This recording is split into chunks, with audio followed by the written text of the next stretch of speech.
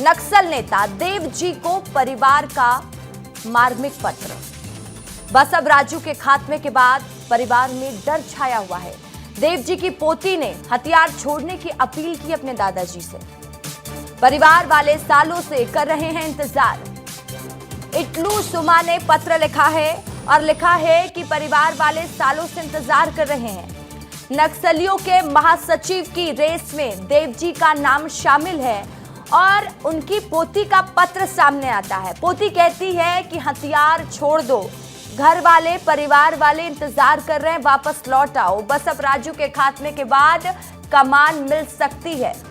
बसव राजू की जगह लेने वाले देवजी को पोती का पत्र। पोती ने क्या कहा है? पोती ने कहा है कि परिवार इंतजार कर रहा है। बसव राजू के खात्मे के बाद नक्सल नेता देवजी के परिवार में भी चिंता बढ़ गई है। परिवार के लोग डरे हुए हैं और जिस वजह से पोती का पत्र सामने आया है।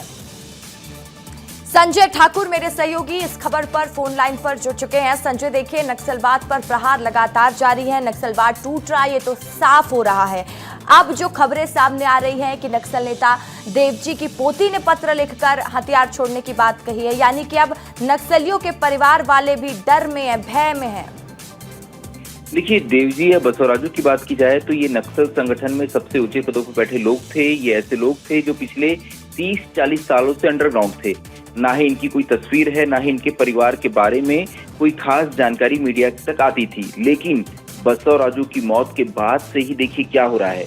देवजी जैसा नक्सली, देवजी जो कि अभी सेकंड नंबर पे है, अगर कहा जाए तो ये पुलिस ब्यूरो मेंबर है, सेंट्रल मिलिट्री कमीशन का सेक्रेटरी है। ऐसा हो सकता है कि बसव राजू की मौत के बाद देवजी को महासचिव बनाया जाए, लेकिन उससे पहले देवजी की पोती का एक पत्र आता है। वो वीडियो जारी कर एक संदेश देती है अपने दादा के नाम।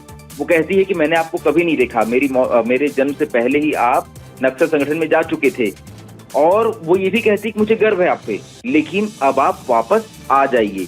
ये ऐसी स्थिति है जो नक्सल संगठन में पहली बार पैदा हो रही है। पहली बार इन सबसे ऊंचे पदों पे बैठे नक्सलियों को भी डर महसूस हो रहा है, और हमारे जवानों ने ये साबित भी किया है कि अब कोई भी ऐसा नक्सली नहीं है जो जंगलों के अंदर सुरक्षित हो। बसव राजू की मौत के बाद ये बात और स्टेब्लिश हो चुकी है। रसिका, इससे पहले भी 2 सेंट्रल कमेटी मेंबर चलपति और विवेक मारे जा चुके हैं। इसके अलावा 11 स्टेट कमेटी मेंबर मारे जा चुके हैं। तो ये बात तो तय है कि कितना भी बड़ा नक्सली हो, कितने ही अधिक सुरक्षा घेरे में रहे, वहां तक फोर्स पहुंच सकती है और उन्हें ढेर कर सकती है। यही वजह है कि लगातार नक्सली एक तरफ शांति वार्ता की बात कह रहे हैं, वो कह रहे हैं कि अब हम युद्ध नहीं चाहते। जब वो कमजोर हुए तो इस बात को जोर देकर कहते हैं कि हमें युद्ध नहीं चाहिए। दूसरी ओर उनके परिवार के लोग कह रहे हैं कि आप वापिस परिवार में शामिल हो जाइए। रसिका, ठीक है, बहुत शुक्रिया संजय आपका तमाम जानकारी के लिए।